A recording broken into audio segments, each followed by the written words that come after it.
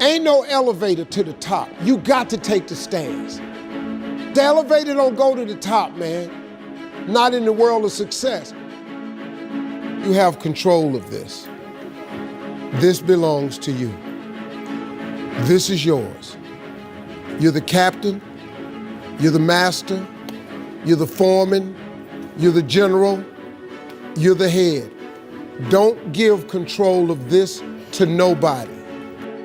Get off of Instagram and Snap and get off all these blogs and get into something that can really, really move your life forward. Listen, getting successful, it's not a magic trick. You can decide to be rich. It's highly doable. But you first have to think it.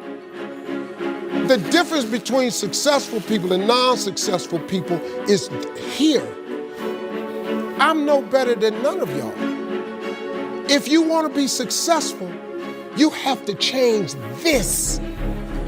This has to change.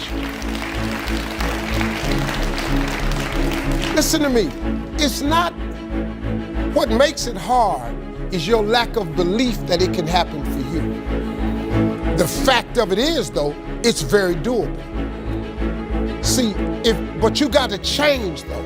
If you keep doing what you've been doing, you're going to keep getting what you've been getting. So if you're at a place in your life and you ain't happy with it, you have to change some things. But you have to make a conscientious decision that you're going to change.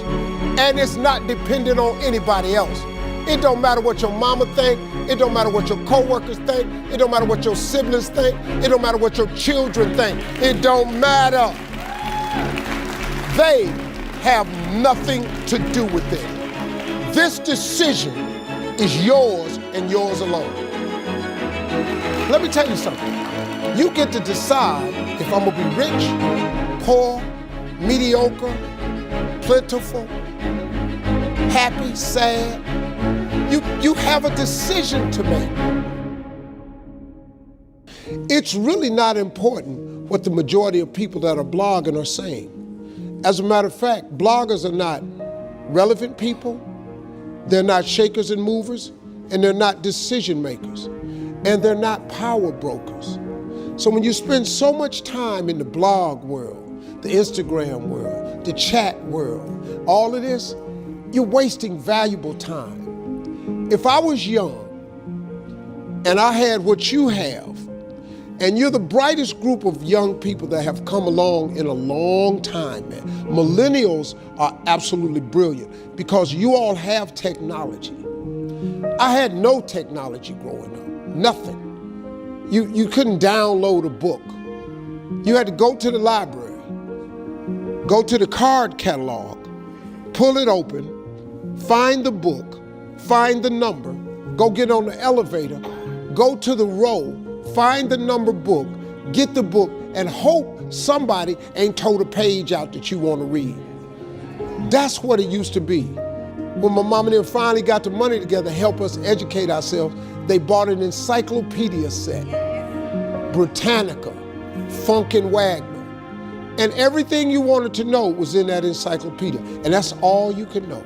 If you want to look up something about elephant, and they had 2 pages on elephants, that was what your knew about an elephant. Y'all got Google.